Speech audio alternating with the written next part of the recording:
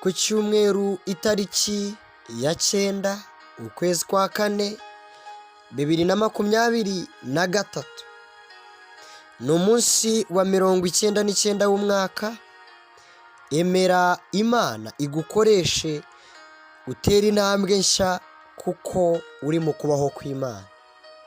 Intambwe nshya Imana igiye kuguteza, ugiye gusanga byose yabihinduye bishya.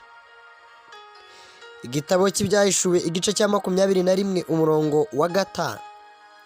Iyicara kuri ya ntebe iravuga iti dore byose ndabihindura bishya, kandi iti andika kuko ayo magambo ari ayo kwizerwa n'ay'ukuri.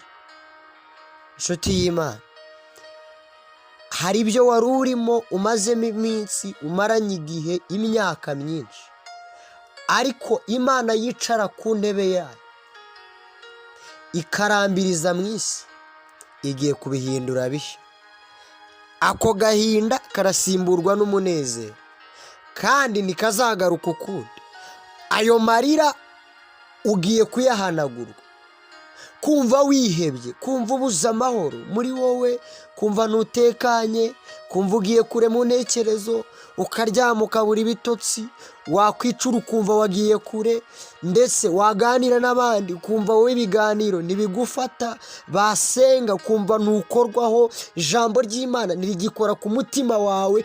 Mbese hari ahantu kure wari warajyanywe, ariko ibyo byose birarangiye, ugiye kwinjira mu cyerekezo gishya kuko ari Imana ibitegetse. Iguteje iyo ntambwe, nta kiri bukwitambike, nta kiri bukurogoye, kuko ni igihe cyawe, ni igihe cy'umwuzuro w'Imana no komorwa ibikomere byose. Ndagushimiye Nyiringabo, Data wa twese wuzuye urukundo. Urakoze ko ugiye kubihindura bishya byose.